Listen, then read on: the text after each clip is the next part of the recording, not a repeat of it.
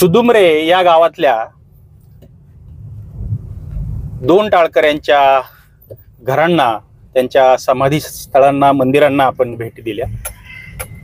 गवरशेठ वाणी आणि संताजी महाराज जगनाडे हे संत तुकाराम महाराजांचे लेखक. आणि त्याच्यानंतर आपण आता जाऊयात लोहगाव या संत तुकाराम महाराजांच्या गावी.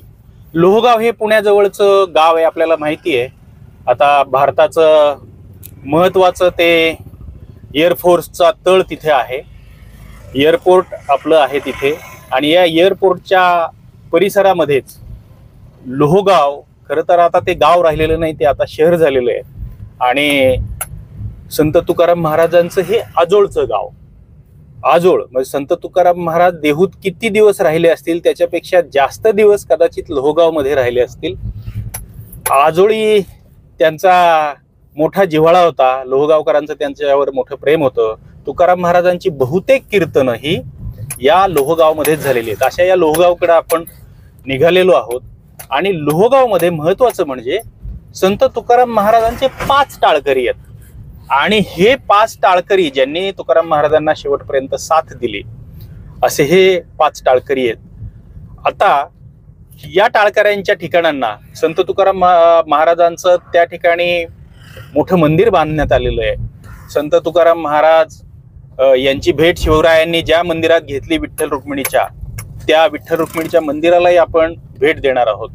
आणि दुसरं म्हणजे पूर्वी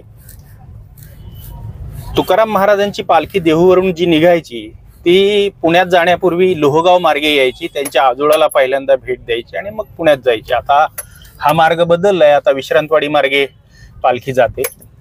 पण त्याही ठिकाणाला आपण भेट देणार आहोत. इथं शिवजी कासार नावाचा त्यांचा जो टाळकरी होता, त्यांच्या पत्नीनं तुकाराम महाराजांच्या अंगावर उकळतं पाणी टाकलं आणि तुकाराम महाराजांचं अंग भाजून निघालं, अशी जी कथा सांगितली जाते, ती कथा जिथं घडली तिथं आता तुकाराम महाराजांनी ज्या शिळेवर, दगडी शिळेवर आंघोळ केली, ती शिळा जपून ठेवली आहे, तीही आपण पाहणार आहोत. आणि ही या टाळकऱ्यांची घरं, या टाळकऱ्यांच्या काही समाध्या आहेत का, त्यांच्या काही पाऊलखुणा आहेत का, त्यांचे काही वंशज आहेत का, या सगळ्यांचा मागोवा आपण घेणार आहोत. इथं लोकांशी बोलणार आहोत आणि या टाळकऱ्यांची माहिती आपण घेणार आहोत. संत तुकाराम महाराजांचं लहानपण इथेच गेलं, त्यांना नंतर त्यांचं लग्न झालं, तेही इथल्याच मुलीशी झालं. म्हणजे त्या अर्थाने आजोळ आणि सासूरवाडी आणि तुकाराम महाराजांची ही कर्मभूमी आहे. त्यामुळे या कर्मभूमीला आपल्याला भेट देणं हे अत्यंत गरजेचं आहे. तसं पाहिलं तर हे अत्यंत पवित्र असं म्हणावं असं स्थळ आहे. कारण याच ठिकाणी तुकाराम महाराजांची जी कीर्तन आहे, तुकाराम महाराजांनी भंडारा, भामचंद्र आणि घोराडेश्वरी या देहूभोवतीच्या 3 डोंगरांवर साधना केली, तपस्या केली. तिथंच त्यांना अभंग स्फुरले. आणि हे जे अभंग आहेत यांच्यावरचं निरूपण म्हणा किंवा त्याच्यातला विचार जो आहे तो तुकाराम महाराजांनी कीर्तनाच्या माध्यमातून लोकांना सांगितला. असं हे लोहगाव आपण आता त्याची सैर करणार आहोत आणि तिथल्या मंडळींना आपण भेटणार आहोत. पहिल्यांदा आपण संत तुकाराम महाराजांचं जे मंदिर आहे ते मंदिर मी तुम्हाला दाखवणार आहे.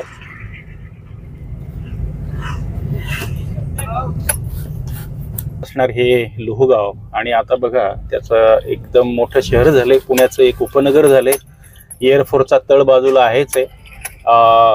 पण हे मुख्य जे संत तुकाराम महाराजांचं मंदिर आहे ते या बाजूला आपल्याला दिसते आणि आपण तिथून आतमध्ये जाऊया.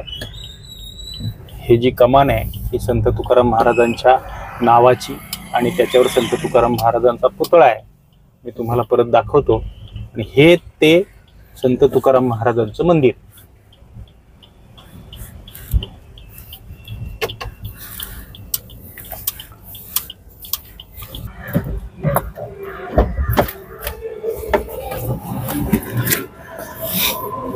आपण गाडी पार्क केली आणि ही संत तुकाराम महाराजांच्या नावाची जी कमान आहे ही कमान आपण बघूया.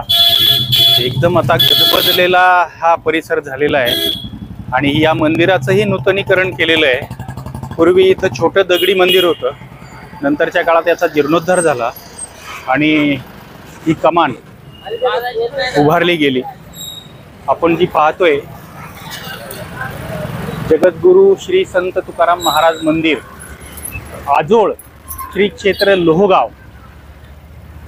एखाद्या आपल्याला आजोळाबद्दलची जेवढी आत्मीयता असते तेवढीच आत्मीयता मिळून त्याच्यापेक्षा काकणभर जास्तच आत्मीयता संत तुकाराम महाराजांना आपल्या आजोळाबद्दल होती. आणि आजोळच्या लोकांनाही एवढीच आत्मीयता आपल्या भाच्याबद्दल संत तुकाराम महाराजांबद्दल होती. आणि म्हणूनच ते लोहगावच्या पुढं आजोळ श्री क्षेत्र लोहगाव असं लावतात. त्या पाटीवर आपल्याला दिसते. चला आपण आतमध्ये जाऊयात आणि मंदिराचा आतला परिसर पाहूया.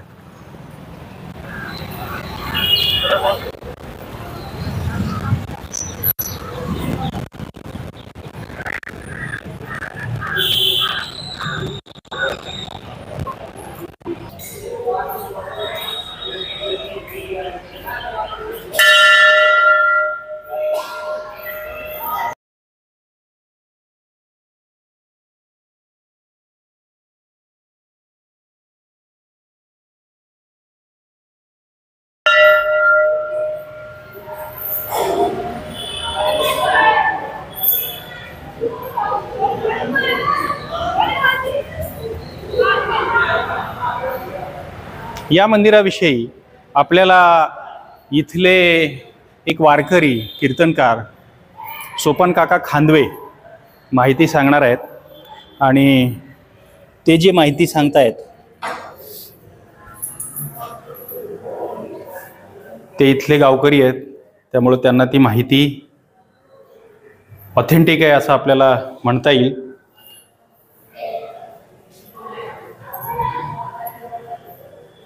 आणि हे संत तुकाराम महाराज, अंगात बाराबंदी, डोक्यावर पगडी, अशी एक सुंदर प्रसन्न अशी मूर्ती संत तुकाराम महाराजांची या ठिकाणी आपल्याला बघायला मिळते. ही एक लाकडाची श्री गणेशाची मूर्ती. आणि या परिसरात जी विठ्ठल मंदिरं पाहायला मिळतात त्याच्या शेजारी ज्ञानेश्वर माऊली, मध्यभागी श्री विठ्ठल रुक्माई आणि शेजारी परत संत तुकाराम महाराज. म्हणजे विठ्ठल रुक्माई आणि ज्ञानोबा तुकोबांची मूर्ती ही या मंदिरांची खासियत असते. ही लोहगावचे तुकोबारायांची आजोळातली मूर्ती. या मूर्तीच्या खाली शेळा ठेवलेली आहे. ही शेळा नाथांची आहे आणि या नाथांच्या शेळेवरती तुकोबारायांची मूर्तीची प्राणप्रतिष्ठा केलेली एक 10 वर्षापूर्वी. नाथ म्हणजे एकनाथ महाराज, त्यांना नाथाचे म्हणतात. एकनाथ महाराजांची शेळा ह्या पुढच्या पादुका तुम्ही आम्ही बसवलेल्या आहेत. नंतर ह्या पादुका ह्या आपण बसवलेल्या आहे. खाली याच्या आतमध्ये बोह्यार आहे, असं दिवळे, त्याच्यामध्ये नाथांच्या पादुका आहेत. एकनाथ महाराजांच्या पादुकाच्या आतमध्ये आहेत. हे खराब होऊ नये म्हणून त्याला बंदिस्त केलेलं आहे. कधी जर कोणी वरिष्ठ अधिकारी आले तर त्यावेळेस आम्ही वरची पादुका काढून त्याचं दर्शन घेऊ शकतो. आपण बघूया की हा एक इथं फ्लेक्स आहे आणि याच्यावर संत तुकाराम महाराज कीर्तन करतानाचा एक पोर्ट्रेट आहे, चित्र आहे. आता हे बघा, संत तुकाराम महाराज हे लोहगावातलं चित्र आहे. संत तुकाराम महाराज कीर्तन करतायत आणि त्यांच्या पाठीमागं सगळी 7 टाळकरी या बाजूला आणि 7 टाळकरी त्या बाजूला, अशा पद्धतीचे चित्र आहे. खाली काही महिला बसल्यात, काही माणसं बसली, त्याच्यात आवली आहे, छोटी आहे ती भागीरथी आहे. मग त्याच्यामध्ये जगनाडे महाराज आहेत पाठीमागं, ते शेजारी आहेत ते गौरशेठ वाणी आहेत, कोंडपंत लोहकरे आहेत, खांदवे पाटील आहेत. आणि इथे खाली तुकाराम महाराजांचे मित्र स्नेही अनगडशाह बाबा आहेत. बघा, अनगडशाह बाबा हे सुफी संत, सुफी फकीर, त्यांच्या कटोऱ्यासह ते दाखवलेत. त्या ठिकाणी शिवाजी महाराज त्यांचं कीर्तन ऐकतायत तुकाराम महाराजांचं, असं त्यांनी दाखवलंय.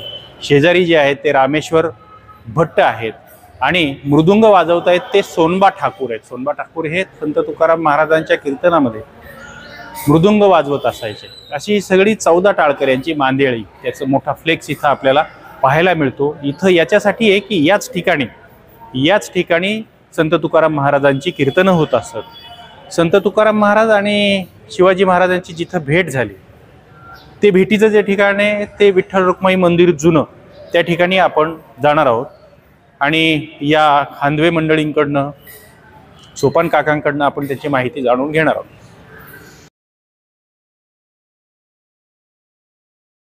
दास वीरनाथ मल्लनाथ महाराज त्यांनी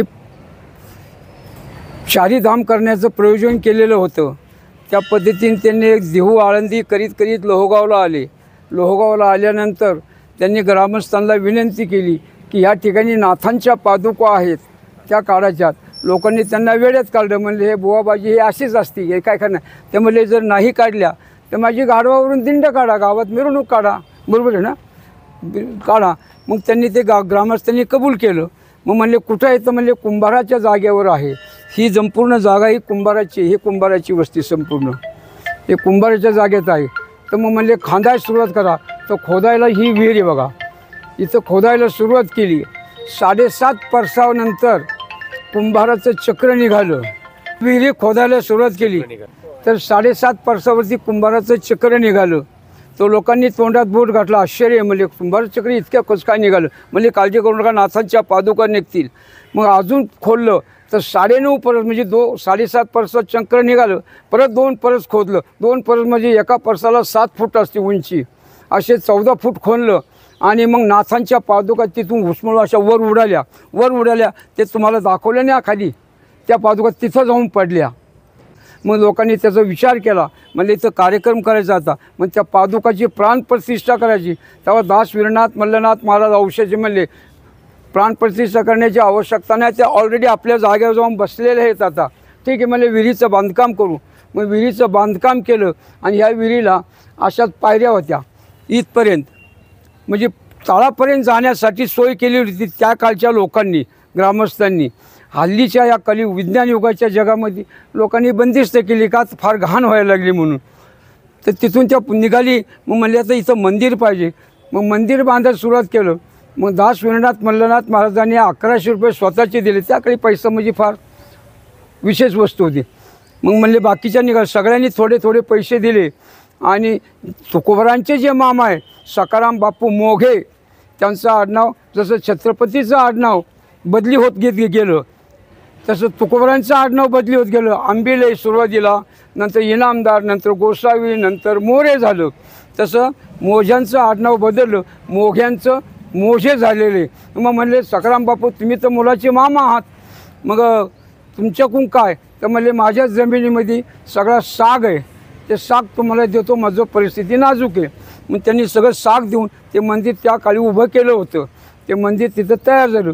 त्याच्यानंतर विज्ञान युगाच्या आपल्या लोकांनी त्याचं परत जीर्णोद्धार करून हे असं मोठं मंदिर बांधलेलं आहे असं. आणि तिथून परत त्या दास वीरनाथाची या ठिकाणी मोठा सप्ताह झाला. ते शिळा मंदिरामध्ये गेलो आपण तुम्हाला सांगू. असं विहीर खोदलेली आहे, तिला जिवंत पाणी आहे. हिचं पाणी कधीही कमी झालं नाही. कालांतर काही वर्ष ग्रामस्थाला पाण्याची अडचण आली की ह्या विहिरून पाणी घेऊन ते पेत होते. आजही पाणी जिवंतच आहे, हिला कुठलं पाणी सोडलेलं नाही किंवा काही नाही. पूर्वीपासून आहे ते पाणी तसंच आहे. आणि ह्याच विहिरीच्यावरती इथं धाव होती. याच्यावरती कुंभाराची जमीन शेती बागायत व्हायची होती इथे शेजारची. आता विक्री गुंठ्यात चाललं नाही सगळीकडं, त्याला काय करणार आपण तरी. आणि आम्ही लोहगावामध्ये आलेलो आहोत. लोहगावामध्ये आमचे पत्रकार मित्र राहुल बोरसे हे पण माझे सहकारी आलेत. आणि राहुल आपल्याला हा सगळा लोहगाव जो आहे, हा लोहगाव तिथले 14 टाळकरी, 5 टाळकरी, आणि राहुल एक मोठा रिपोर्टाज करतोय. या रिपोर्टाजमध्ये काय काय असेल, लोहगाव असेल, रामेश्वर भट्टांचं वाघोली गाव असेल, बरोबर ना राहुल? बरोबर, हो. परत पुण्यातलं तुकाराम महाराजांच्या ज्या पाऊलखुणा आहेत त्या असतील, म्हणजे त्यांची सासूरवाडी असेल, त्यांचा मित्र अनगडशाह बाबा यांचा दर्गा असेल, पासोड्या विठोबा आहे. म्हणजे जसं इथं शिवराय भेटले अशी कथा सांगितली जाते, तशीच इकडे तिथेही त्याच पद्धतीची कथा त्याच सांगितली. पद्धतीची कथा. हे सगळं राहुल सविस्तर लिहिणार आहे. राहुल हे सविस्तर लिहिल ते तुम्हाला वाचायला मिळेल. पण आम्ही व्हिडिओच्या माध्यमातूनही ही सगळी कथा प्रत्यक्ष त्या ठिकाणांची दर्शनं तुम्हाला घडवणार आहोत. आणि आता आपण जाणार आहोत ते संत तुकाराम महाराजांचं जो अंघोळीचा दगड आहे, म्हणजे शिवबा कासार नावाचे जे त्यांचे टाळकरी होते, त्यांच्या पत्नीने अंघोळीचं पाणी, गरम पाणी तुकाराम महाराजांच्या अंगावर ओतलं आणि मग त्यांचे अंग भाजलं, अशी जी कथा आहे, तो अंघोळीचा दगड या लोहगावकरांनी जपून ठेवलाय. त्याच्यावर मंदिर उभारले, ते बघायला आपण जाणार आहोत. या राहुल, आपण ते मंदिर आपल्या सगळ्या प्रेक्षकांना दाखवूया.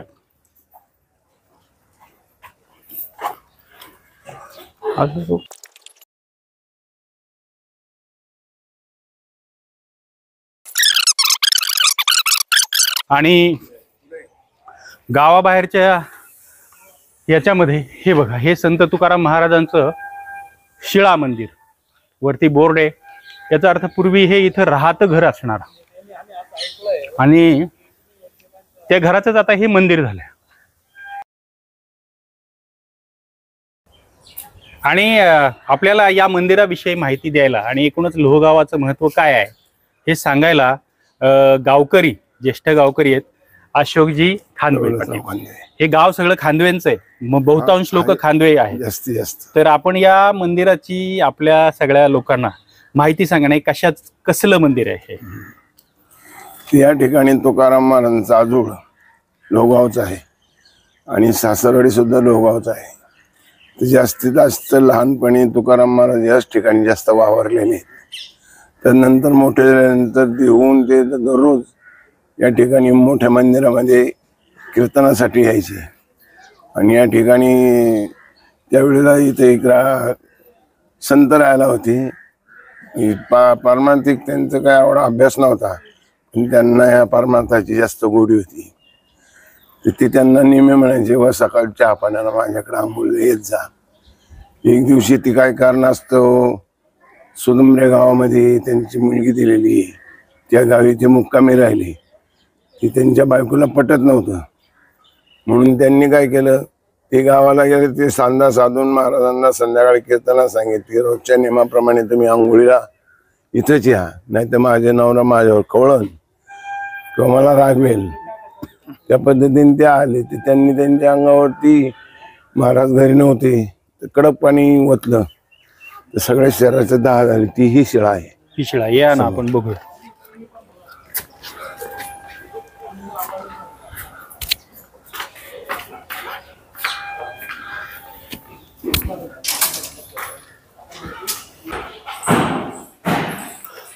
ही समोर असणारी जी शिळा आहे, हा, या शिळेवरती तुकाराम महाराज येऊन आंघोळ करायचे. आणि शोभा कासार नावाचे जे संत होते ते इथं बाजूला राहायला होते. तर ह्या शिळेवरती आंघोळ करायला यायचे. ते त्यांचे मालक घरी नव्हते, शोभा कासार. हो, त्या दिवशी त्यांनी ती संधी साधून त्यांना आंघोळीला बोलून त्यांच्या अंगावर कडक पाणी ओतलं. त्यांच्या शरीराचा दाह झाला आणि त्यावेळेस त्यांच्या मुखातून शब्द उद्गारले गेले, जे का म्हणून ते समोर लिहिलेलं आहे. हो, जळे माझी काया लागला ओणवा. हो. म्हणजे हे खांदवे साहेब जी माहिती सांगतायत ती अशी आहे की शिवबा कासार नावाचे संत तुकाराम महाराजांचे टाळकरी होते. पूर्वी काही त्यांना संत तुकाराम महाराजांचे विचार पटत नव्हते. ते स्वतः व्यापारी होते, बहुधा ते कास्याचे व्यापारी होते, ब्रॉन्झचे व्यापारी होते. आणि नंतर संत तुकाराम महाराजांनी त्यांना उपदेश केला. त्यांचे विचार तुकाराम महाराजांचे त्यांना पटायला लागले आणि मग तुकाराम महाराजांची आणि त्यांची दोस्ती झाली. तर ते इथे एकदा मुक्कामाला आलेले असताना, आता अर्थात ही दोस्ती बहुधा शिवजी कासाराच्या पत्नीला मान्य नव्हती आणि हे उगीच आपला कामधंदा सोडून तुकाराम महाराजांच्या मागे फिरतायत, नादी लागलेत, असा तिचा कयास होता, असं तिचं म्हणणं होतं. त्यामुळं तिने राग काढायचा म्हणून काय केलं की ज्या दिवशी आंघोळीला संत तुकाराम महाराज सकाळी बसले त्यावेळी पूर्वी असं गंगाळामध्ये पाणी तापून गरम आंघोळीला दिलं जायचं. तर ते पाणी गंगाळातून त्यांनी कळशीत घेतलं आणि संत तुकाराम महाराजांच्या डोक्यावर ओतलं. ते गरम गरम कडक पाणी, उकळतं पाणी संत तुकाराम महाराजांच्या अंगाचा एकदम दाह झाला. त्यावेळी त्यांनी तो अभंग केलाय, जळे माझी काया लागला ओणवा, धाव रे केशवा माय बापा, पेटली सकळ कांती रोमावळी, नावरे हे होळी दहन झाले.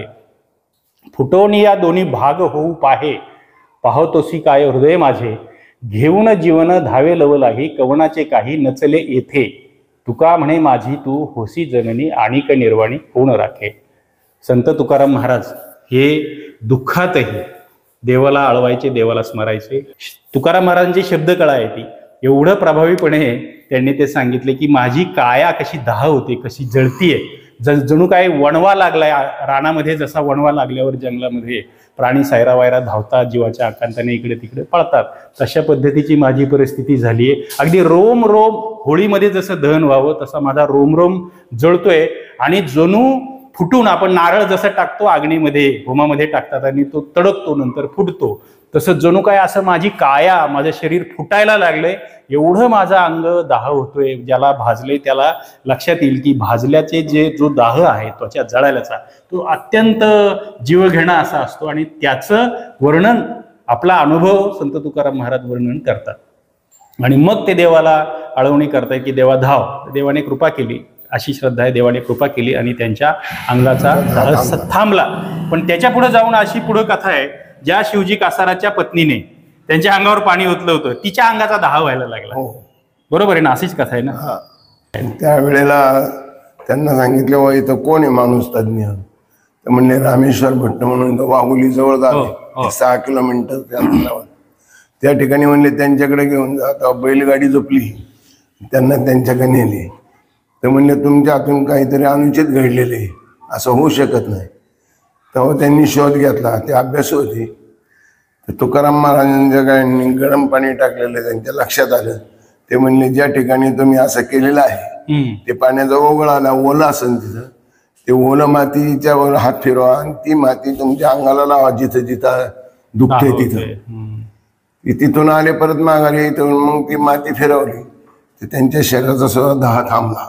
म्हणजे असं तुकाराम महाराजांच्या या ठिकाणी बरेचशा कथा अशा आहेत. बरोबर बरोबर. 5 टाळकरी लोहगावचेच आहेत.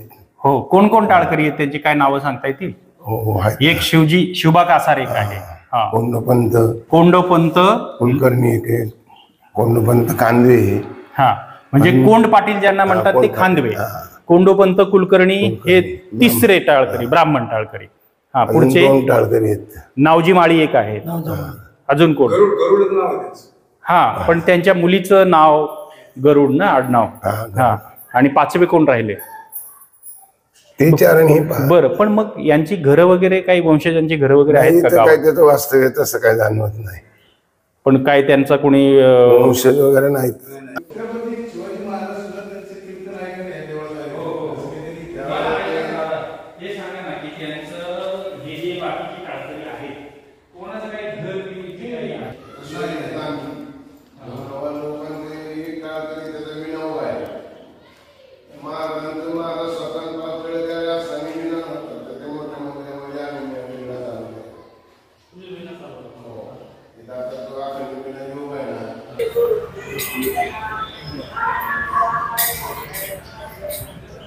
मी जसं सांगत होतो की हे संत तुकाराम महाराजांचा आजोळ आहे. आणि त्यांचं आजोळवर जेवढं प्रेम होतं तेवढंच आजोळाचंही त्यांच्यावर प्रेम होतं. आणि म्हणूनही त्यांच्या पाऊल खुणा या आजोळच्या लोकांनी जपून ठेवल्यात. हे जसं आता तुम्ही हॉटेल बघितलं, जगद्गुरू स्नॅक कॅफे, हे संत तुकाराम महाराजांच्या नावे. संत तुकाराम महाराजांना जगद्गुरू असं संबोधतात. त्यामुळं त्यांच्या नावाची दुकानं, त्यांच्या नावाची हॉटेल्स, त्याच्या पाट्या आपल्याला लोहगावमध्ये पाहायला मिळत आहेत. जुन्या पद्धतीची बांधकामं पाहायला मिळतात. एक सर्वात जुनं मंदिर ज्याचा मी उल्लेख केला की संत तुकाराम महाराजांना भेटायला शिवाजी महाराज, छत्रपती शिवराय ज्या मंदिरामध्ये आले होते ते हे श्री विठ्ठल रुक्मिणीचं मंदिर आहे. तुम्ही पाहू शकता, जुन्या मंदिराचं नंतरच्या काळात जीर्णोद्धार झालाय, पण अत्यंत देखणं असं हे मंदिर आपल्याला पाहायला मिळते.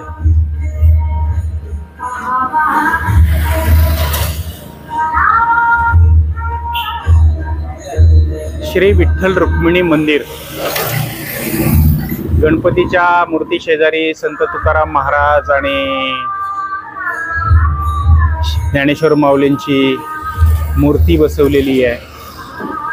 वरती विठ्ठल रुक्मिणी मंदिराच्या शेजारी पालखी घेऊन चाललेले वारकरी दिसत आहेत.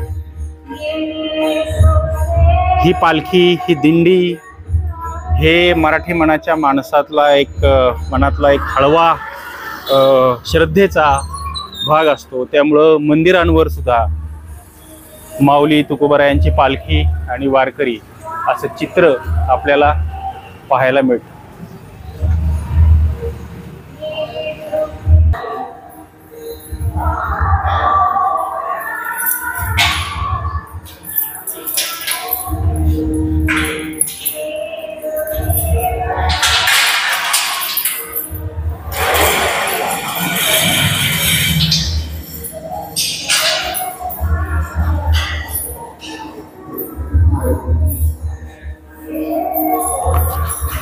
अत्यंत सुबक अशा अनेक वर्षांपूर्वीच्या, शेकडो वर्षांपूर्वीच्या या विठ्ठल रुक्मिणीच्या मूर्ती आहेत.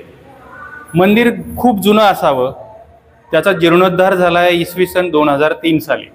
याचा अर्थ इथं जुनं दगडी मंदिर असाय आणि आता त्याचा जीर्णोद्धार झाला आहे आणि नव्या स्वरूपामध्ये हे मंदिर आपल्याला पाहायला या ठिकाणी मिळतं आहे. अत्यंत प्रसन्न अशा मूर्ती, गाळ्यामध्ये तुळशीची माळ, गुलछडीच्या फुलांचे हार, झेंडू आणि गुलछडीच्या, हे या गावाचं दैवत, संपूर्ण महाराष्ट्राचं दैवत विठ्ठल रुक्मिणी.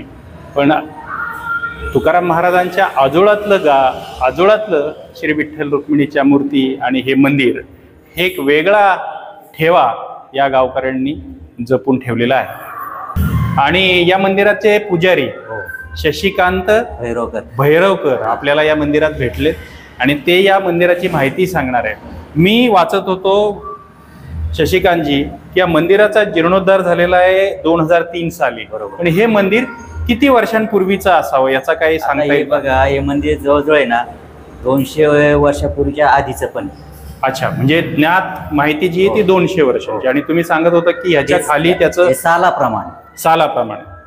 ओके. आणि हे याच्या खाली तुम्ही दाखवत होता शके 1897. शके 1897. हो. अच्छा, ही तेच दगडी सॉरी बैसक आहे? 57 नाही, 1857. म्हणजे एवढी हे जुनं असल्याची माहिती इथं कोरून ठेवलेली आहे. आणि आपण या लोहगावच्या अत्यंत प्राचीन असलेल्या विठ्ठल रुक्मिणी मंदिरामध्ये आहोत. लोहगाव हे संत तुकाराम महाराजांचं आजोळ, त्यांचं सासर, म्हणजे त्यांची पहिली पत्नी आहे इथलीच. आणि लोहगावमध्ये तुकाराम महाराजांचं, ज्याला कर्मभूमी म्हणता येईल अशी ही कर्मभूमी आहे. कारण संत तुकाराम महाराजांची बहुतेक कीर्तनं याच ठिकाणी झालेली आहेत. तुकाराम महाराजांना सर्वात जास्त टाळकरी जे आहेत 14 टाळकऱ्यांपैकी तेही याच गावचे, 5 टाळकरी या गावातले.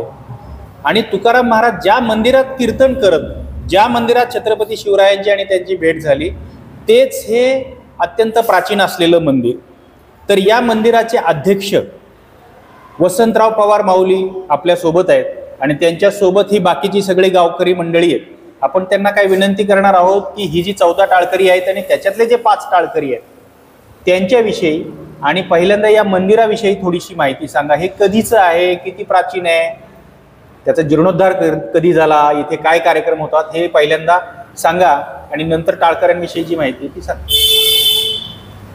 आता हे 1857 साली याचा जीर्णोद्धार झालेला आहे. त्याच्या अगोदर जे असेल मंदिर ते वेगळं असेल.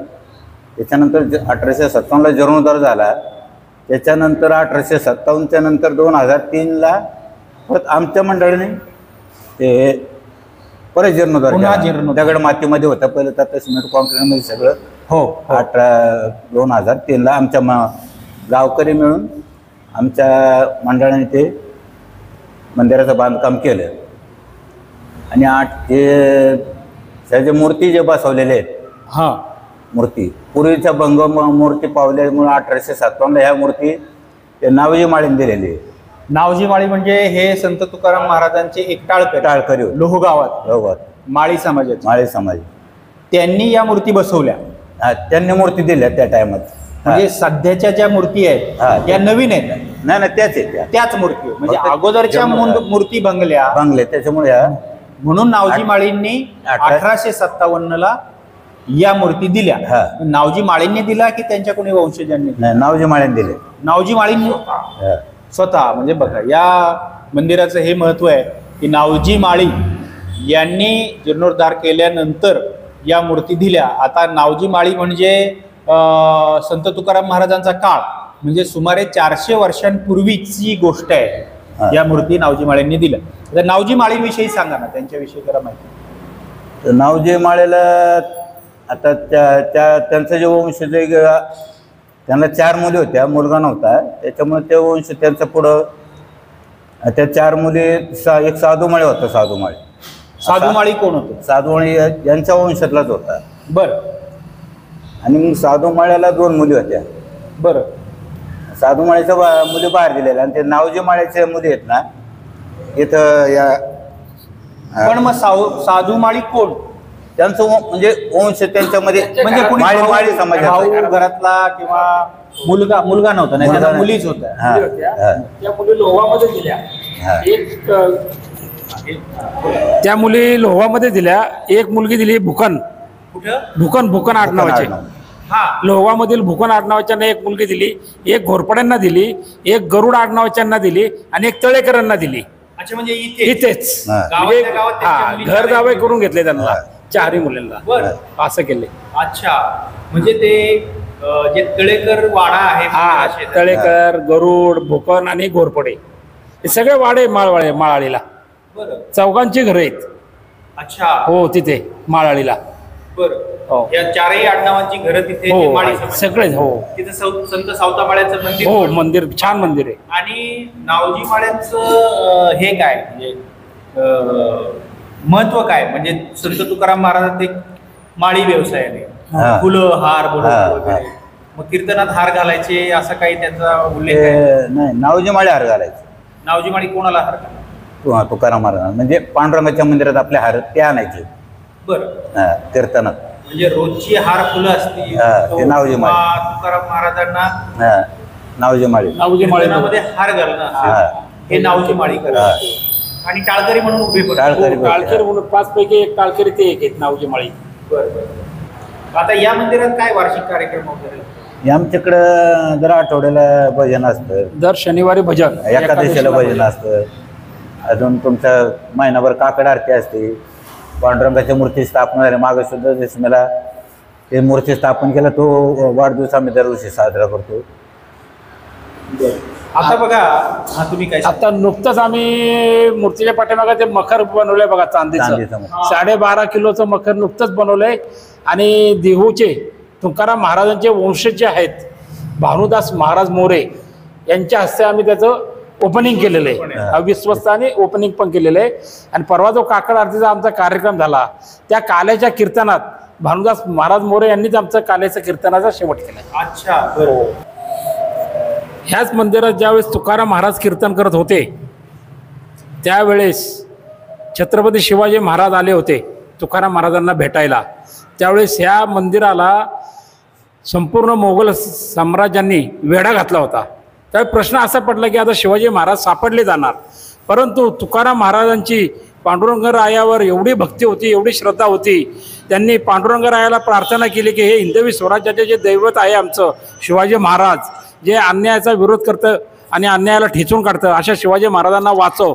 त्यावेळेस पांडुरंगाने प्रत्यक्षात जेवढे कीर्तनाला बसले होते सगळ्यांना शिवाजी महाराज करून टाकलं होतं. त्यामुळं मोगलांना खरा शिवाजी सापडला नाही. ही एक घटना ह्या मंदिरात घडलेली आहे, हे मी अवश्य सांगू शकतो. तर आपण लोहगावमध्ये संत तुकाराम महाराजांचा आजोळ, या आजोळामध्ये त्यांच्या पाऊलखुणा शोधत आहोत. त्यांचे जे 5 टाळकरी आहेत त्यांच्याही पाऊलखुणा शोधत आहोत. आणि आम्ही आलो आहोत इथं उत्तरेश्वर मंदिराचा जो परिसर आहे, तर ह्या पुरातन असं उत्तरेश्वर मंदिर, या मंदिराशेजारी संत तुकाराम महाराजांचं पूर्वी आजोळ होतं. साहजिक आहे, काळाच्या ओघामध्ये आता सगळी डेव्हलपमेंट इथं दिसतीये. हे हेमाडपंथी जुनं मंदिर होतं छोटं, आता त्याच्या जागी गावकऱ्यांनी इथं हे नवीन मंदिर उभारायला घेतलं. हे सुबक आणि छान मंदिर आता या ठिकाणी उभी राहील. पूर्वी इथं शेती असणार आणि त्यांचा आजोळ असणार. त्यांचा आजोळामध्येच मी सकाळपासून सांगत होतो की आजोळामध्ये त्यांचा मोठा कालावधी गेला. तर आता इथं उत्तरेश्वर मंदिराजवळ आल्यानंतर इथं काही गावकरी मंडळी आपल्याला भेटलीत आणि आपण त्यांनाही विचारून घेऊ की हे काय काय इथल्या कथा आहेत, त्यांच्या घरच्या मंडळींनी, आजी आजोबांनी आणि सांगितलेले असतील की तुकाराम महाराजांचं हे आजोळ.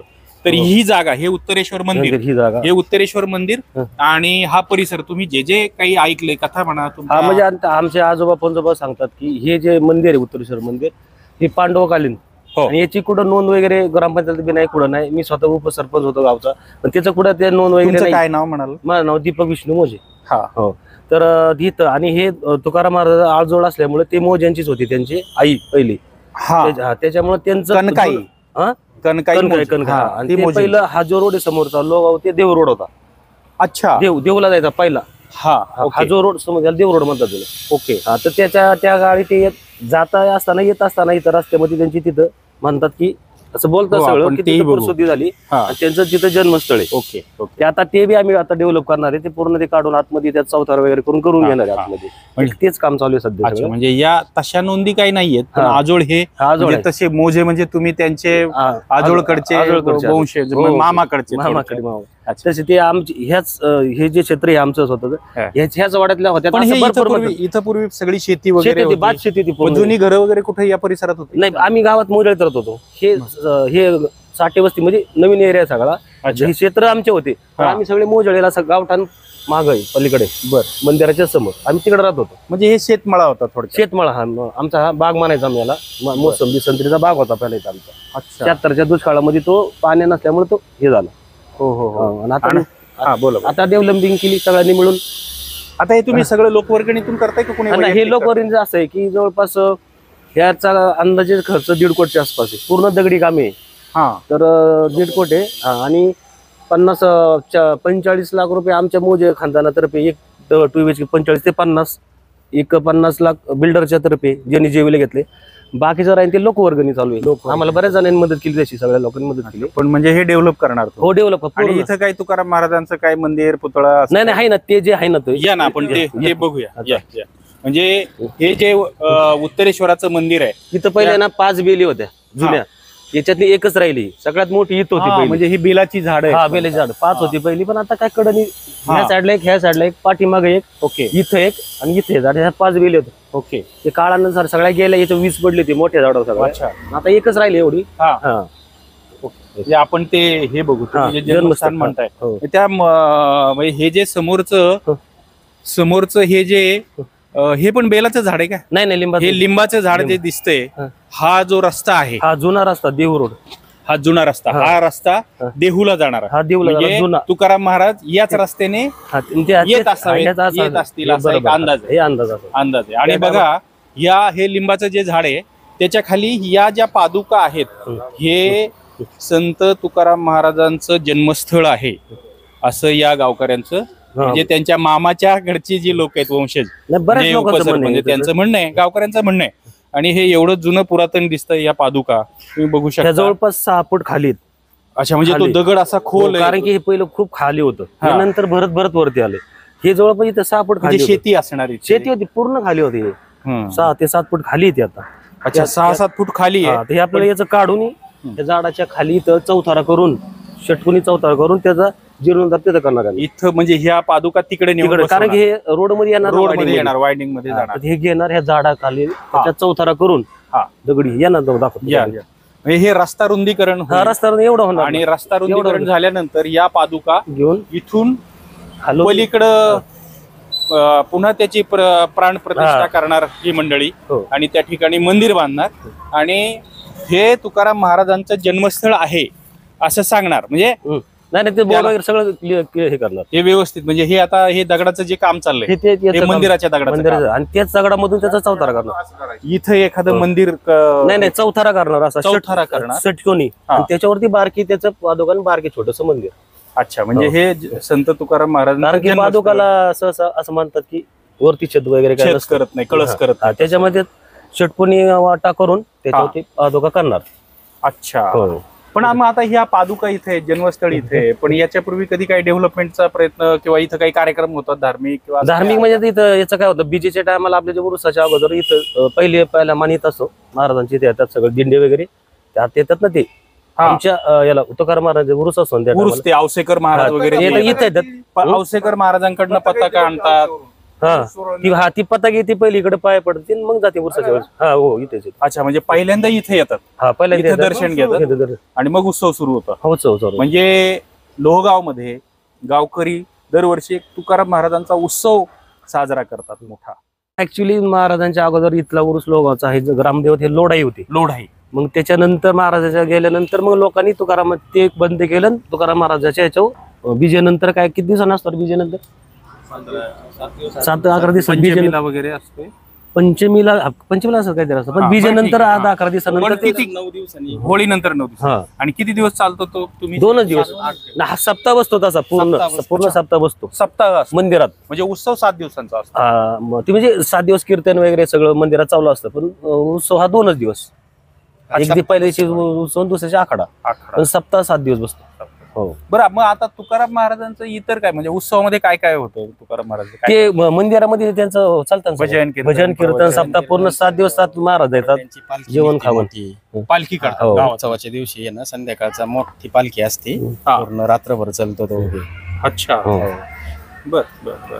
आणि मग इतर वेळी वर्षभरात बाकीचं काय? बाकीचं कसं असतं, उरसाच्या दिवशी एक लिलाव होतो की त्यांच्या ते माळ जास्त वर्षभर त्याला तेल करणार देवा लावणार ना, त्याचा एक लिलाव होतो की कोण बोलन त्यांच्यातर्फे ते वर्षभर तिथं ते दिवा चालणार. दिवा जाळणार. जो घेणार ती माळ बोली लावतात. बोले त्याला वर्षभर, आणि ते जो घेतो त्याच्याच खांद्यावर पालखी देऊन महाराजांची पूर्ण गावात हिंडवली जाते. त्या दिवशी त्यांना दिला जातो. हा पाठीभर मांडव हिंडवले जाते. त्याच्यानंतर आपल्या दोलीच्या स्पर्धा होतात आणि सकाळच्या वारीत मग समाप्त होते. अच्छा, बरोबर.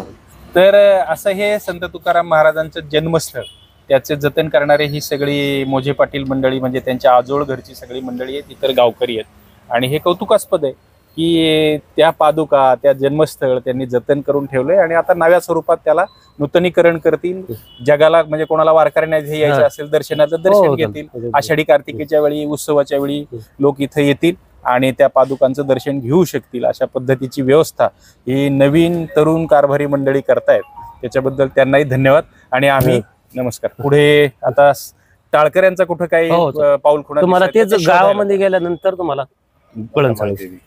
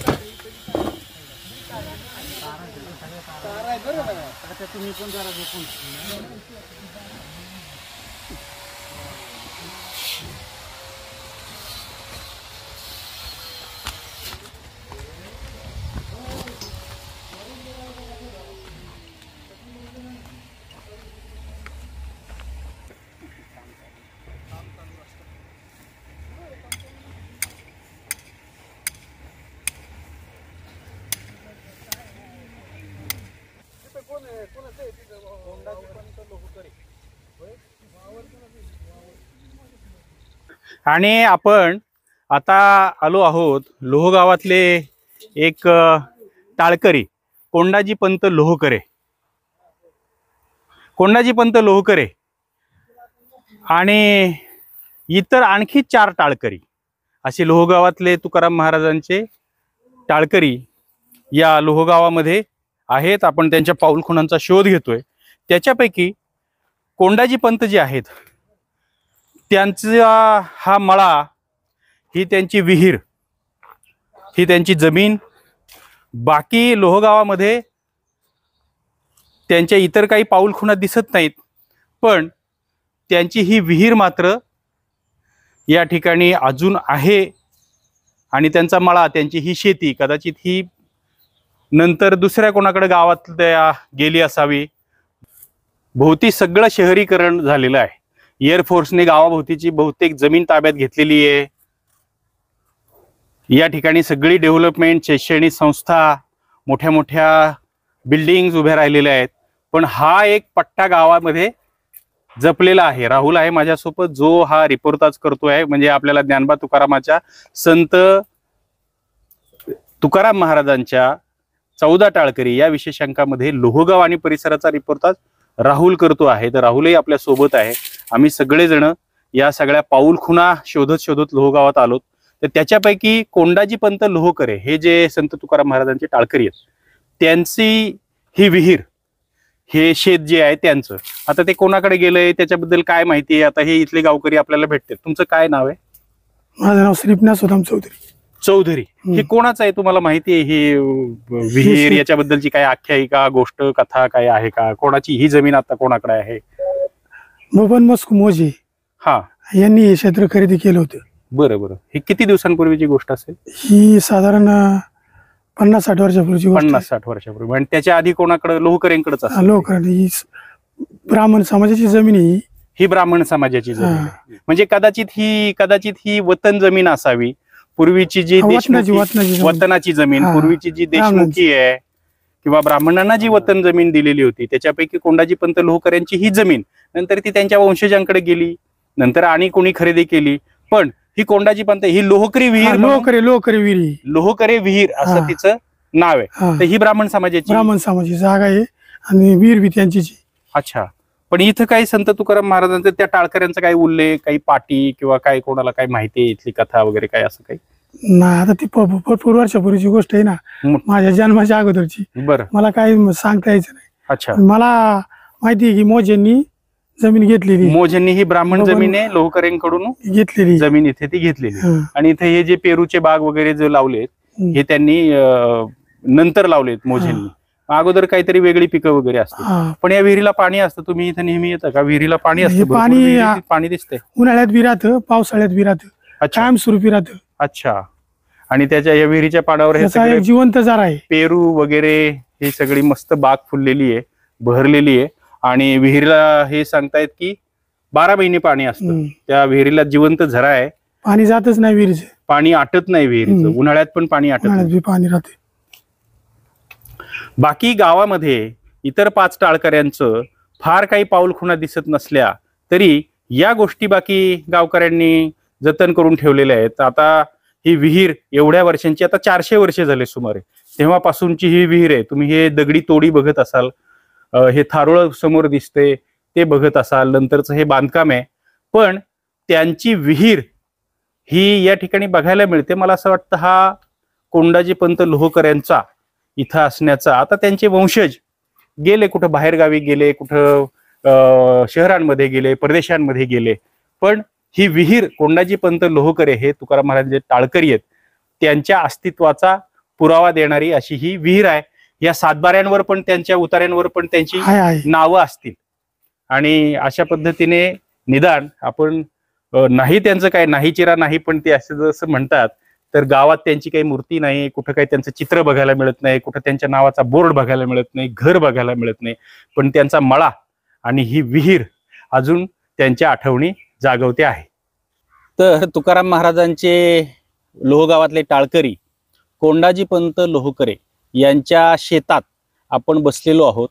आणि आता ही जमीन त्यांच्या मालकीची नाही राहिलेली, पण मूळ मालक ते कोंडाजी पंतच आहेत आणि सातबाऱ्यावर तशा नोंदी आहेत.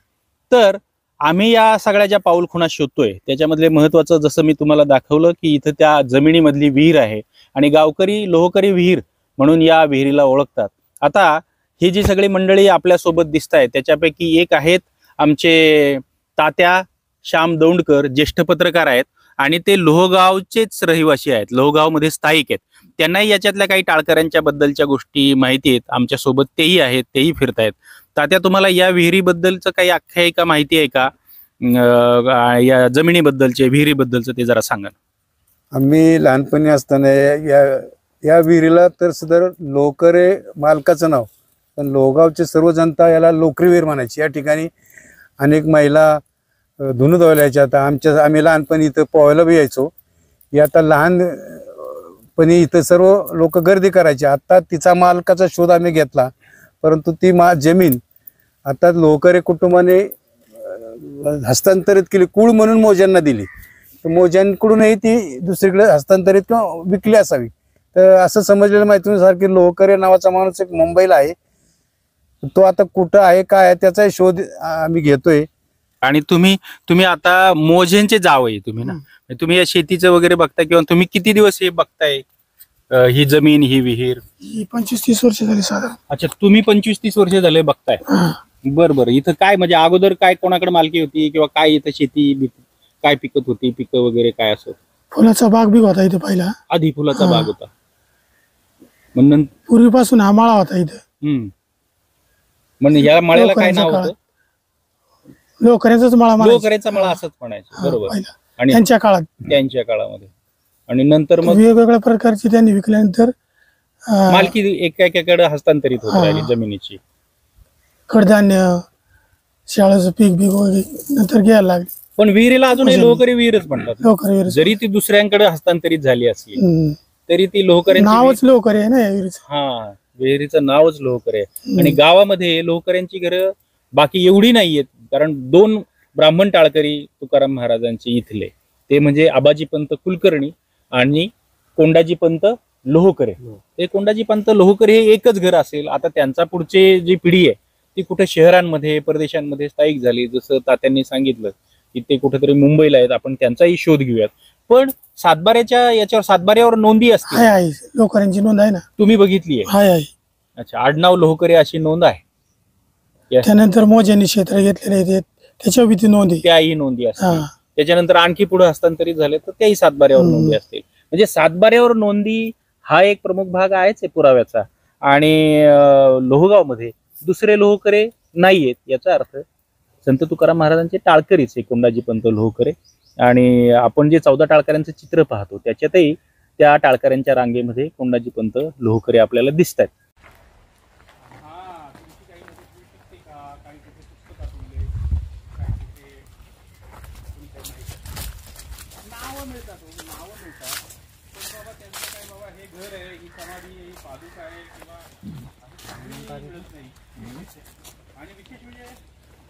तर आपण कोंडाजी पंत लोहकरे यांच्या लोहगावातल्या शेतामध्ये आहोत.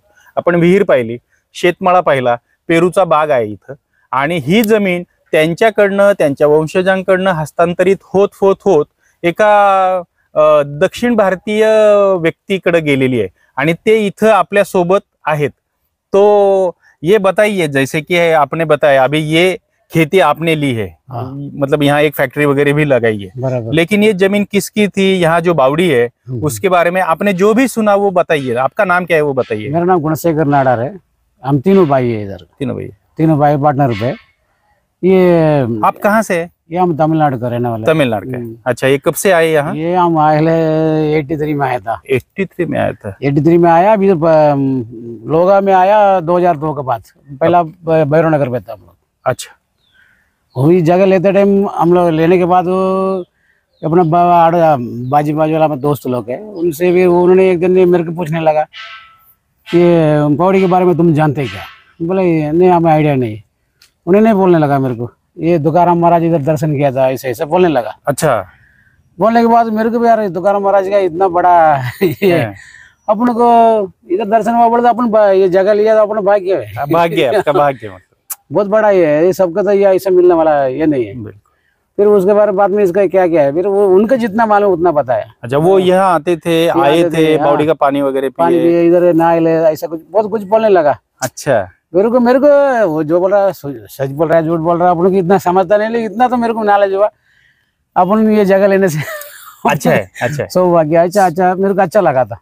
सौभाग्य है कि ये तुकाराम महाराज का फ्रेंड थे. तो तुकाराम महाराज अपन लो जाते इधर से पैदल जाते हैं, उधर दर्शन लेने के पंढरपुर तक जाते हैं. तो वो लोग उस टाइम इधर आते हैं क्या? कोई इधर आता है क्या वो बावड़ी देखने के लिए? कोई नहीं, अभी कोई नहीं आया. लेकिन ये मेरे को एक जन ने बताया ये पंडित का जगह था पहला पुराना. पंडित का जगह ऐसा बोला था. ब्राह्मण पंडित का जगह. ब्राह्मण का. अच्छा. बोले ये एक नया नया गाने आ रहे हैं, हम लोग पता भी नहीं चलता ना. पता नहीं. हाँ, मैं आपको मराठी में बोलने वाला था, लेकिन मराठी इतना नहीं बोलने का आता, लेकिन शर्म आता है, गलत बोल दिया, कुछ बोल दिया। लेकिन इतना तो आपको पता चल गया, मतलब लेने के बाद या लेने के वक्त कि ये तुकाराम महाराज का कोई तो बावड़ी है, वो यहाँ आते थे, नहाते थे, पानी पीते थे, जो भी है। और ये अच्छा है कि आपको भी अच्छा लगता है, भाग्य लगता है कि सौभाग्य लगता है कि ऐसा करोड़ में एक जन को ऐसे ये भाग्य ऐसे जगह मिलती है। उनको फिर इधर दर्शन लिए। कितना जगह है टोटल? ये अपना 60 गुंठा है। 60 मतलब ये जो खेती दिख रही है ये 60 गुंठा का है। 60 गुंठा यहाँ से होता है। और यहाँ वो सब गेवा वगैरह की मतलब पौधे वगैरह लगाया ना इधर? ये अपने उसके बाद लगाया, पहले ये बंजर भूमि था। बंजर था? उसके बाद हम लोग जाड़ बीड़ लगा के तो चल, लेकिन अभी तो हरा भरा दिख रहा है पूरा। अभी ये तो अपन को मेहनत का है। अच्छा, उधर मोटर वगैरह डाली है आपने? पूरा मोटर, ये पौड़ी का पानी, अपने इसका बोर का पानी है। अच्छा, कुछ बावड़ी में कुछ वो बोर्ड वगैरह था क्या स्टोन का, मुझे जिसपे लिखते हैं ना ये नहीं ना, ऐसा कोई दिखा नहीं था। लेकिन हम लोग ने जब लिया था ना, लोग नहाने का, आने का, यहाँ से पानी भर के लेते, पीने के लिए ज्यादा था। अच्छा, गांव का लोग आता था। अच्छा, उसके बाद पानी खत्म होने के बाद हम दीवार वगैरह बना दिया। उसके बाद अच्छा, ये कंपाउंड वगैरह लगाया? लगाने के बाद फिर आप वो तुकाराम महाराज के मंदिर में जाते हो क्या, कभी गए? तो हम तो उनको भगते। अच्छा, आप जाते हैं ना, दर्शन करते हैं? 2 दिन बार जाके आया उधर। अच्छा, क्या बात? हाँ, आनंदी में भी जाके आता हूँ मैं। हाँ, फिर अपना यात्रा का टाइम हम प्रसाद वगैरह बांटता है, हम बांटता है वारकरी को। अरे आप तो फिर वारकरी बन के हम ये तो देखो, महाराष्ट्र ने हमको जिंदगी दी। ये लोग अपना साथ दिया है। क्या बात? फिर भगवान का साथ है अपना। ये तो करना अपना काम है। हिंदू धर्म के ऊपर अपने को तो कुछ तो बनना है, वो करना है। बिल्कुल। अभी यहाँ आप क्या काम करते, मतलब क्या बन रहा है? मेरा ये फरसान का फैक्ट्री है। फरसान का फैक्ट्री इसी जगह में? वहाँ उधर है? ये जो नीले ये अंदर में मशीनरी है, ये जो दिख रहा है वो फरसान का फैक्ट्री है। अभी तक तो आपने मतलब ये पेड़ पौधे वगैरह बचा के रखे, लगा के रखे? लगाया, हम लगाया। पहले नहीं था, पूरा घास था ना। अच्छा, घास था तो अच्छा दिखता है, हरा भरा जो दिखता है अच्छा दिखता है। बावड़ी में पानी है तो देखने को भी अच्छा लगता है। अपने को, मेरा भाई का बड़ा शौक है ये ऐसा गार्डन बनाने का, ये बनाने का। बड़ा भाई का, आपका बड़ा भाई? आप तीनों भाई है ना? अच्छा, हम 6 भाई है, 3 भाई इधर रहता है। अच्छा, क्या बात है। तब जब वो आषाढ़ी में वार में ये वारकरी लोग जाता है पंढरपुर, तो आप वो फरसान वगैरह उनको बांटता ना? क्या बात है, वो तो जरूरी है। साल में एक बार तो सेवा का अपने को मौका मिलता है ना। ये आपका सरनाम क्या बताया? मेरा गुणशेखर नाडर आहे. नाडर. तर हे नाडर साहेब जे आहेत त्यांनी ही कोंडोजी पंत लोहकरांची जमीन त्यांना माहित नव्हती म्हणतात, त्यांना कोणी मित्रांनी सांगितले, त्यांनी कोणी पंजाबी माणसाकडनं घेतली, आधी ती आणखी कोणाकडे होती, सातबाऱ्यावर या सगळ्या नोंदी आहेत. मूळ नोंद आहे ती कोंडाजी पंत लोहकर यांची, कारण ती त्यांची ही वतनाची जमीन, ते ब्राह्मण टाळकरी होते मी जसं सांगितलं तसं. आता काही का होईना भले यांच्याकडे असते तर त्यांना संत तुकाराम महाराजांबद्दल आस्था आहे, प्रेम आहे, श्रद्धा आहे, आणि म्हणूनच ते जसं म्हणाले की ते गावामध्ये मंदिरामध्ये दर्शनाला जातात. इथून वारकरी जेव्हा पुण्याला पंढरपूरला जात असतात आषाढी वारीच्या वेळी, तेव्हा त्यांना काही खाऊ देण्याचं, ते म्हणाले त्यांचा फरसाणाचा कारखाना आहे तर फरसाण वाटण्याचं ते काम करतात. म्हणजे तुकाराम महाराजांच्या प्रती त्यांची श्रद्धा आहे आणि ते असं म्हणतात की ही मी जमीन घेतली तर माझं सौभाग्य आहे, ही जमीन मला मिळाली आणि मला त्याच्यातून काय म्हणतात माझी भरभराट होईल असं ते म्हणतात. तर आपण लोहगावामध्ये तुकोबारायांचे जे 5 टाळकरी आहेत त्यांचा शोध घेत आहोत. आता आपण गेलो होतो तो कोंडोपंत लोहकरे यांच्या शेतावर गेलो. तिथं त्यांची विहीर दाखवली जाते, लोहकरी विहीर अशी ती प्रसिद्ध आहे.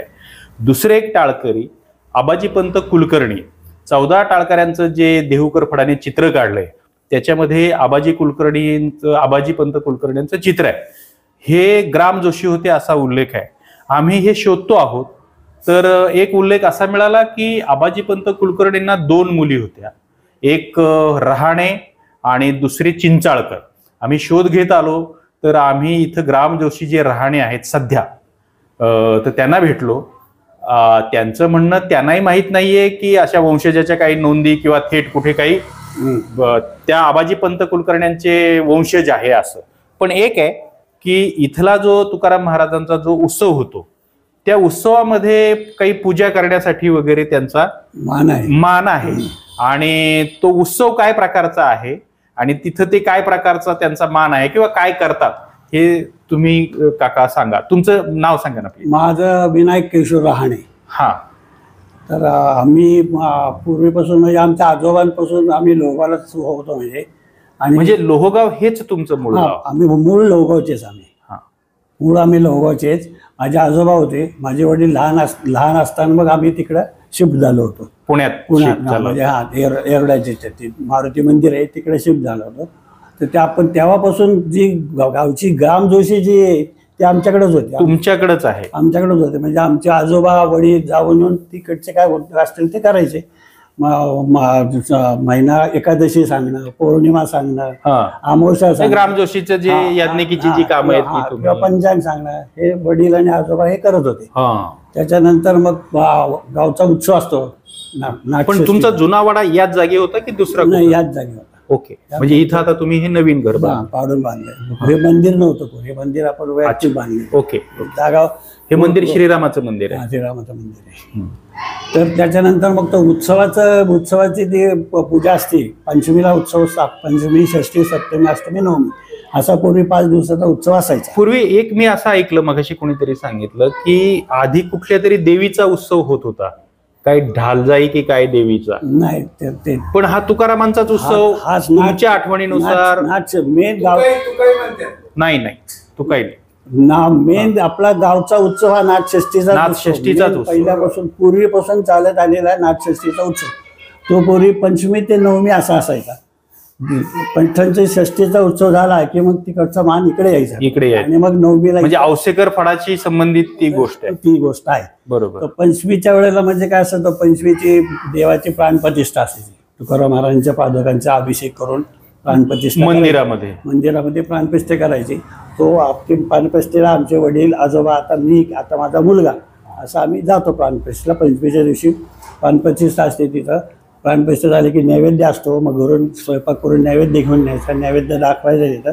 आणि पंचमी, षष्ठी, सप्तमी, अष्टमी, नवमी असा उत्सव असतो. त्यावेळेला मग कीर्तन, प्रवचन वगैरे दिवसभर चालतात.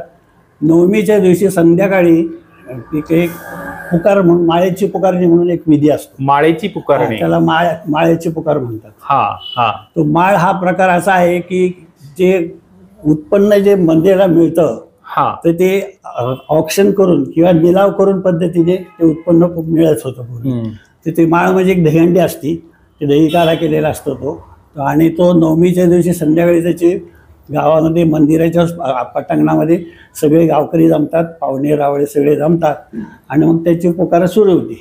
मग ते जो कोणी सांगेल त्याच्यापासून मग ते वाढत तो पैसे वाढवत लिलाव. समजा 5,000 आपण सुरू केला, मग 5,000, 1, 6,000, 10, 7,000, 8,000 असं वाढत जातं ते. मग ते जवळजवळ तासभर तो चालतो. त्याच्यानंतर शेवटी जो समजा होईल, मग ज्याला मान मिळेल मग त्यांच्याकडून ते पैसे तो तिथं देतो. पैसे तो त्या माणसाला पागोटा बांधायचा. 2 असतात ते. साधारणपणे किती पैसे असतात आता अलीकडच्या 2-3 वर्षात? लाखापर्यंत जाते. अरे बाबा. बरं. लाखभर रुपयाचा लिलाव सहज होतो. आता हल्ली या 4-5 वर्षात वाढलाय, लाखापर्यंत जातो. बरं. तर म्हणजे जातोच लाख. ज्याने तो लिलाव घेतला मग ते दोघांना बसवायचं. मग त्यांना बसवलं की त्यांना दोघे जण म्हणजे नवरा बायको? 2 पुरुष असतात. 2 लिलाव की नाही? एकच लिलाव बोलतो, पण त्याच्यात भाऊ किंवा असं म्हणजे जोडी म्हणून. तर ते मग ते दोघं बसले की त्यांना कुंकू लावायचं. ते पागोटा असतं, पागोटा बांधायचा त्यांना. पागोटा बांधून बुरका लावायचा, त्यांच्या गळ्यात हार घालायचा. हार घातल्यानंतर त्यांना मंदिरात घेऊन जायचं महाराजांच्या. मंदिराच्या पुढे गेले की मग टाळकरी असतात. पंचपदी होती तिथं, देवाची स्थापना केलेली असते पंचमीला. आणि नवमीला त्याचे आता बुद्धबुद्ध हे करायचं असतं, देव पालखीत बसवायचे असतात. पंचमी झाली की आरती झाली की मग ते दहीहंडी ज्या हंड्या असतात त्या दोन्ही ज्या मानकरी असतात त्यांच्या डोक्यावर द्यायच्या. आणि पादुका आणि महाराजांचा मुगवटा तो पालखीत नेऊन ठेवायचा. तो ठेवला की पालखी गावभर फिरते. अच्छा, म्हणजे पालखीत नेऊन ठेवेपर्यंत तुमचा त्याच्यातला सहभाग असतो प्रत्यक्ष. आणि मग पालखी मंदिरातून बाहेर पडली की मग गावामध्ये प्रदक्षिणा मारून ती रात्रभर चालते. म्हणजे पहाटे मंदिराच्या तिथं आली की मग दहीहंडी फोडतात ती आणि उत्सवाची सांगता होती. अच्छा. त्याच्या आधी मग ते नवमीला खेळ येतात, मग त्यांचे ते स्पर्धा वगैरे असतात, ते ढोल लेझिमचा वगैरे असतो सगळं. असा हा पंचमी ते नवमी पूर्वी उत्सव होता. आता हल्ली काय केलं, आता बीजे पासून उत्सव सुरू केलेला आहे. बरं. थोडस कीर्तन प्रवचन जास्त व्हावेत म्हणून तुकाराम बीजेला दुपारी देऊचा हे असतो, तर इथं दुपारी पण कीर्तन असतं हल्ली. इथं कीर्तन झाले की मला गुराळ उदा दुपारी आणि संध्याकाळी दोन्ही वेळ संध्याकाळी पुन्हा संध्याकाळी 7. दुपारी असतं ते 10 ते 12 आणि संध्याकाळी 7 ते 9. मग ते द्वितीयपासूनच चालू करतात. म्हणजे तर कारण 20 पासून 9 पर्यंत चालू असतं. वा बरोबर. त्याच्यात तुम्ही असता म्हणजे कीर्तन ऐकायला किंवा जसं शक्य होईल तसं तुम्ही त्याच्यात जाता, सहभागी होता. पण तो जो माळेचा जो भाग आहे तो भागी तुम्ही त्याच्यामध्ये सहभागी असता. आता तुमच्या कुटुंबाविषयी कोण मुलं? आता मी बघितलं मुलगा आहे, मला एक मुलगा आहे, 2 मुली आहेत. दोन्ही मुलींची लग्न झाली. हा मुलगा आहे तर हाही तसा ग्रॅज्युएट आहे, पण हा आता गावठी असल्यामुळे हा याज्ञिकमध्येच ठेवलेले आहे. कारण गाव इतकं वाढलेलं आहे ना, भरपूर कामं असतात. बरोबर. तो याज्ञिकी करतो, सगळी गावठी तो सांभाळतो. मी सर्व्हिस करून करत होतो, पण मी आता खायामुळे याच्यामुळे मला काय होत नाही. वारीला वगैरे पंढरीला, देहू, आळंदीला 11 वर्ष वारी झाली माझी. वा, पायी वारी. 11 वर्ष वारी. कुठल्या दिंडीत जाता? आम्ही ह्याच्या आधी मी केशव ह्याच्या आमच्या देवकराची दिंडी होती आधी. हो, नामदेव देवकर म्हणते. त्यांच्या दिंडीमधून आमचे आई वडील आम्ही सगळे जात होतो. बरं.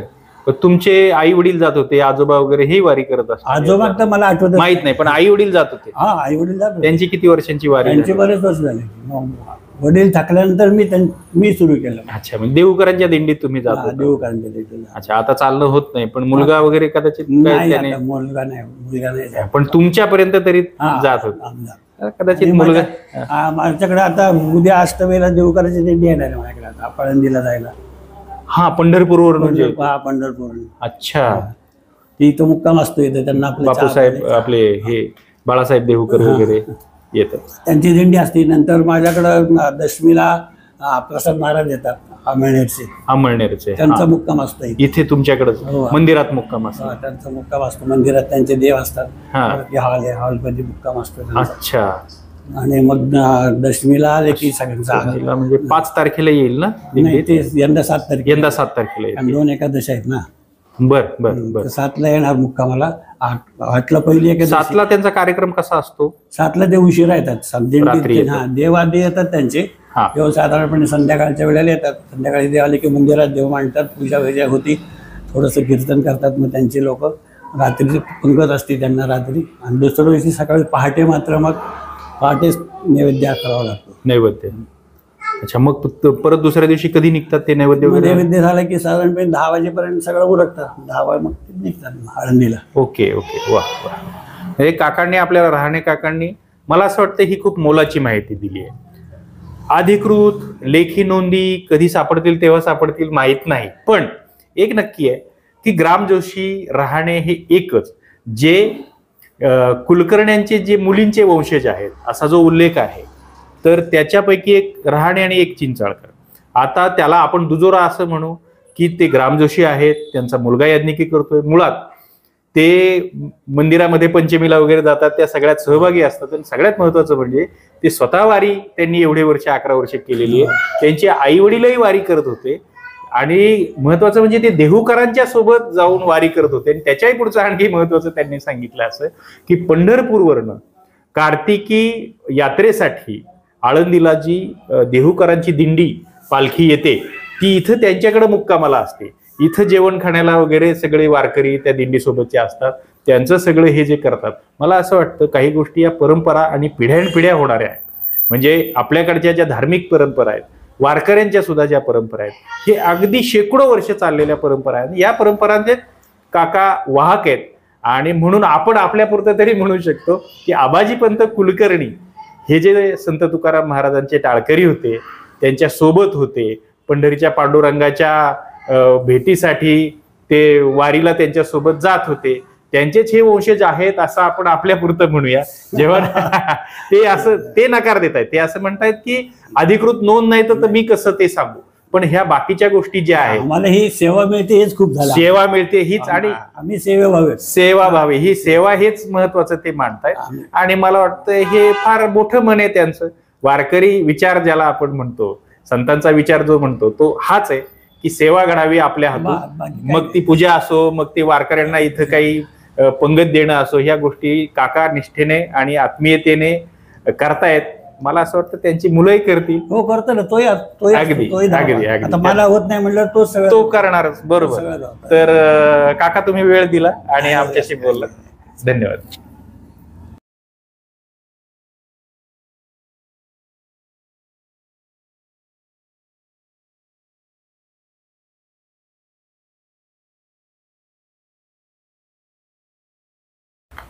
संत तुकाराम महाराजांचे टाळकरी शिवबा कासार यांची ही विहीर ही सध्या एअरफोर्सच्या ताब्यात आहे. एअरफोर्सच्या जमिनीमध्ये त्याला कंपाऊंड बांधलंय. पूर्वी ही विहीर उघडी होती, आता एअरफोर्सने त्याला वरून जाळी वगैरे टाकली आहे आणि या विहिरीला पुणे विहीर म्हणूनही पूर्वी ओळखायचे. आतमध्ये पाणी दिसते या जाळीच्या आतमध्ये आणि तिथे आतमध्ये एक शिलालेख पण आहे ज्याच्यावर शिवबा कासार यांच्या दातृत्वाचा उल्लेख आहे.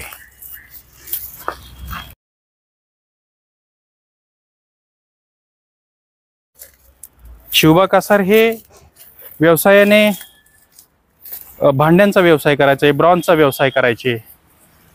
त्यांच्याकडं जी संपत्ती होती तिचं काय करावं याबद्दल संत तुकाराम महाराजांनी त्यांना मार्गदर्शन केलं.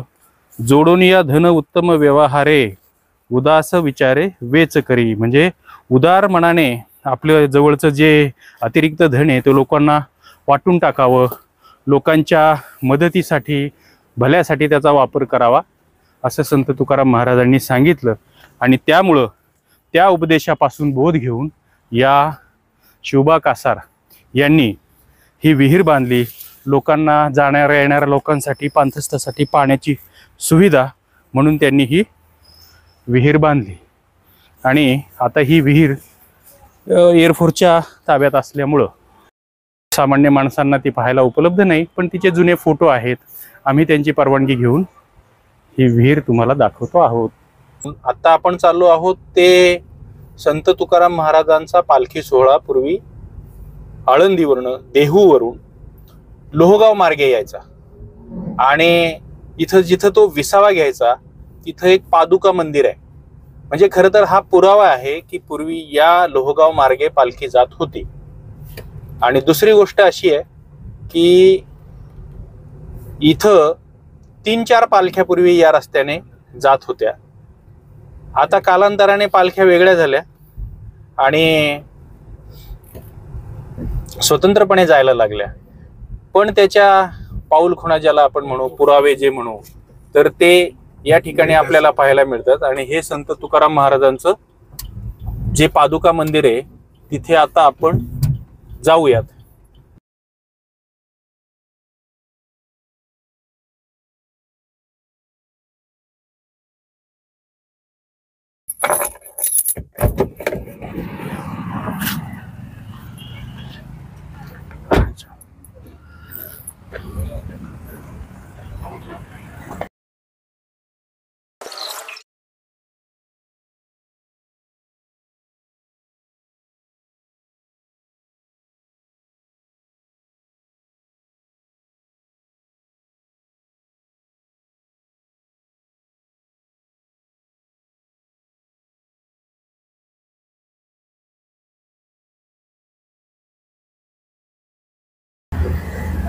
आणि हे पादुका मंदिर आहे. संत ज्ञानेश्वर महाराजांची पालखी आणि संत तुकाराम महाराजांची पालखी या पूर्वी सोबत जात होत्या, एकाच रस्त्याने जात होत्या. संत तुकाराम महाराजांचे चिरंजीव नारायण महाराज यांनी पालखी सोहळा सुरू केला तेव्हा तुकाराम महाराजांच्या पादुकांसोबतच ज्ञानेश्वर महाराजांच्या पादुका ते सोबत घेऊन पंढरपूरला जायचे. न्यायमूर्ती रानडे यांनी अशी नोंद केली आहे की त्यावेळी संत एकनाथ महाराजांची पालखी सोबत जायची. म्हणजे ज्ञानेश्वर माऊली, तुकाराम महाराज आणि एकनाथ महाराज यांची पालखी एकत्र याच रस्त्याने पुढे पंढरपूरला जायचे. मध्ये लोहगावचा विसावा असायचा. लोहगाव हे संत तुकाराम महाराजांचा आजोळ कर्मभूमी. आता या लोहगावच्या पाऊलखुणा, तुकाराम महाराजांच्या पाऊलखुणा लोहगावमध्ये आपण शोधत आहोत. तर त्याच्यापैकी हे पादुका मंदिर, वरती संत ज्ञानेश्वर महाराजांचं पादुका असं लिहिलेलं आहे. आतमध्ये पादुका आहेत, जुन्या दगडी पादुका आहेत. पण एक आहे की हा पुरावा म्हणजे या ठिकाणाहून याच बाजूने या पालख्या लोहगाव मार्गे पूर्वी पंढरपूरला जात होत्या. पुढं मार्ग वेगळे झाले. आता एकनाथ षष्टीचा मोठा उत्सव लोहगावमध्ये होतो, तुकाराम महाराजांचा उत्सव होतो, तिथे एकनाथ महाराजांच्या पादुका आहेत, त्यामुळे त्यालाही अशी पुष्टी मिळते की इथून संत एकनाथ महाराजांची पालखी जात असावी. तर आपल्याकडे आता सोबत आहेत ते खांदवे पाटील, बाळासाहेब खांदवे पाटील आहेत, आणि या बाळासाहेब खांदवे पाटलांची ही जमीन आहे, याला काही पादुकांचा माळ म्हणतात. पादुकाचा माळ म्हणतो. हा, तर या इथं हे मंदिर कधी नूतनीकरण कधी केलं, आधीचं मंदिर कसं होतं वगैरे जरा माहिती सांगा. हा, पहिले ना फक्त ते पादुका होत्या त्या. हा, हे पहिलं होतं तिथलं ते छोटी दगडी घुमटी आणि हे पादुका जवळ 5 फुटाचा कट्टा होता असा उंच. आमचं आलो ना आम्ही सणाच्या वेळेस नारळ बिरळ फोडायला, तर आमचा हात पुरत नव्हता असं पाहिला. अच्छा, उंचावरती होतं ते. आणि आता ते म्हणजे नवीन मंदिर, हे नवीन हे मंदिर आहे ना, हे तर 10 ते 15 वर्ष झाले. हे मंदिर आहे ना DY पाटीलने बांधले, अजिंक्य DY पाटील. अच्छा, त्यांनी बांधले. हा, पालखी आता या बाजूने येते का? आता येत नाही, आता विसरंतवाडी मार्गे कोणतीच पालखी येत? कोणतीच नाही. लोक येतात तसे, दिंड्या जातात. हा, आता येणाऱ्या दिंड्या जातात, येत्या जातात. फुरसुंगीची एक दिंडी आमच्या कार्यालयात असते मुक्कामी. बरं, इथे येऊन इथे अभंग बिभंग करून पूजा करून ती या मार्गे जाते. पण किती वर्षांपूर्वी ज्ञानोबा माऊलींची आणि तुकाराम महाराजांची पालखी या मार्गे येत असेल? तुमच्या कोणी वडिलांनी आजोबांनी सांगितलं? किती वर्ष झाली? पालखीने मार्ग कधी बदलला? आणि जेव्हा पालखी यायची तेव्हा इथं काय वातावरण, काय कार्यक्रम असेल? पालखीला तरी 100 वर्ष तरी झाले असेल. 100 त्या बाजूने जाते विश्रांतवाडी. कारण मला आठवतंय 40-45 वर्ष तर मला आठवतंय तिकडनं जाते. म्हणजे मी सुद्धा पायी वारीला जातो. आता माऊलींच्या पालखी बरोबर असतो. मी वेळापूरवरनं पंढरपूरला पायवारी जातो. पहिला अकलूजला जातो. अकलूजला तुकाराम महाराजांची पालखी असते, त्या पालखीमध्ये 1 दिवस थांबतो. तिथनं पालखी ते तुकाराम महाराजांची पालखी ह्याला जाते, पलीकडे माळीनगर त्या साईडला जाते. मी वेळापूरला जाऊन वेळापूरला मुक्कामी माऊलीच्या पालखीमध्ये बरोबर चालतो. बरोबर मला 20 ते 25 वर्ष झाले पायी चालतो. पहिले वडील जायचे आमचे. अच्छा, तुम्ही पायीवारी करता. पण आता हे तुमच्या जागेत मंदिर आहे, मग या मंदिराची काही पादुकांची पूजा अर्चा वगैरे? हा, करतो ना आम्ही. मी सकाळच्या बरी जवळजवळ म्हणजे कधीतरी नाही तर रोज दिवा लावायला येतो, पूजा करतो. आणि हे जे सण आपल्या एखाद्या दिवशी बी थोडा कार्यक्रम करतो आम्ही, लाइटिंग बिटिंग करतो. आणि वर्धापन आहे ना 17 आषाढी कार्तिकीला वगैरे. 17 एप्रिलला आम्ही कळसरोवणचा कार्यक्रम केला. हा, 17 एप्रिल 2022ला. तर त्यावेळेस आम्ही सगळ्यांच्या सहकार्याने लोकवर्गणीतून कळसाचा कार्यक्रम केला. त्या कार्यक्रमाला गुरुबाबा महाराज आवशेकर, गुरुबाबा आवशेकर यांनी पादुकाचं पूजन केलेलं आहे. आणि कळसाचं कळसरोवणचं शुभ असते गिरिजानंद महाराज सरस्वती ह्याचे नाशिकचे त्र्यंबकेश्वरचे, त्यांनी कळसरोवणचा कार्यक्रम केला. आणि आमच्या गावातले सर्व ग्रामस्थ कार्यक्रमाला हजर होते. आमदार होते, सुनील अण्णा टेंगरे होते, बाप्पासाहेब पाटारे होते, पांडुरंगप्पा प्रतापदादा. हे मंदिर तुम्ही नंतर उभारलं, पण पादुका या तेव्हाच्या पादुका त्यांनी आम्ही काही बदल केलाच नाही. त्याचा पहिल्यापासून जे आहे ना दगडचं ते बी पहिल्यापासूनच आहे, आणि ते कट्टा पहिल्यापासूनची. हा, तुकाराम महाराजांशी संबंधित अजून काही कार्यक्रम इथं पारायण, सप्ताह, भजन असं काही बाकीच्या गोष्टी होतात? नाही, तसं अजून नाही काय केलेलं. फक्त आम्ही पूजा येऊन करतो. अशी रोज पूजा असते, सकाळची रोज दिवा लावतो. बरोबर. म्हणजे मी जरी आलो रे, आमच्या इथले कुणी बी लावतात, पण जवळजवळ कंटिन्यू दर्शनाला आहेच. म्हणजे आपण ज्याला म्हणतो संत तुकाराम महाराज आणि ज्ञानेश्वर माऊली, या सर्व संतांच्या पाऊल खुणा महाराष्ट्राने कशा जपलेल्या आहेत, हा पालखी मार्ग जो आहे या पालखी मार्गावरच्या गावांनी कशा जपलेला आहे, त्याचं हे उदाहरण किंवा पुरावा म्हणजे या पादुका आहेत. आणि तुकाराम महाराजांचं हे आजोळ, तुकाराम महाराजांची ही कर्मभूमी, त्यामुळं त्यांच्या सगळ्या पाऊलखुणा या सगळ्या गावकरी मंडळींनी प्रेमाने जपलेल्या आहेत. हे बाळासाहेबांचे चिरंजीव, तुमचं काय नाव सांगा? अजित बाळासाहेब खांदवे. व्यावसायिक आहेत, शेती पण करतात. त्यांच्या जागेत, त्यांच्या शेतात या पादुका आहेत. आता त्यांच्या वाडवडिलांपासून कधी आजोबा पंजोबांपासून असतील, तर तुम्ही पण याच्या विषयीची काही माहिती सांगा. तुम्ही काहीतरी सांगत होता. जर वातावरण पूर्णपणे क्लिअर असेल तर इथनं ज्ञानेश्वर महाराजांचा कळस पूर्वी दिसत होता, असे आमचे आजोबा आम्हाला. आळंदीच्या मंदिराचा इथं उभं राहिलं तर. आणि दुसरी गोष्ट अशी की जर पश्चिम साईड जर पाहिलं तर तुकाराम महाराजांचा भंडारा डोंगर हा इथनं त्या काळी क्लिअर दिसायचे. ह्या दोन्ही गोष्टी, हा पॉइंट ऑफ व्ह्यू म्हणजे सगळ्यात उंचवरती जागा. ही जागा उंचावरती. अच्छा. याला काय म्हणतात या परिसराला? पादुकाचा माळ म्हणायची पादुकाचा माळ पूर्वी म्हणायचे, आता काय म्हणतात? आता काय कालांतराने नाव बदलत जातात. खांदेव पार्क म्हणतं, लोगाव एरिया म्हणतं. अच्छा, पण पादुकांचा माळ हे सुंदर नाव आहे. तर हे सांगतायत असं की ही एक उंचवट्याची जागा आहे आणि श्रद्धेचा पण भाग आहे, आस्थेचा भाग आहे. सकाळी सकाळी देवाचं दर्शन व्हावं, इथं कुणीही जरी आला तर त्याला इथून पादुका मंदिराचं दर्शन घेतल्यानंतर बाहेर आल्यानंतर आळंदीच्या माऊलींच्या मंदिराचा कळस दिसतो, देहूचा भंडारा डोंगर दिसतो, जिथे संत तुकाराम महाराज अभंग लिहित बसायचे, अभ्यास करत बसायचे, अशी ही पवित्र जागा आहे. आणि या खांदवे मंडळींनी, या जमिनीच्या मालकांनी ती जपून ठेवलेली आहे.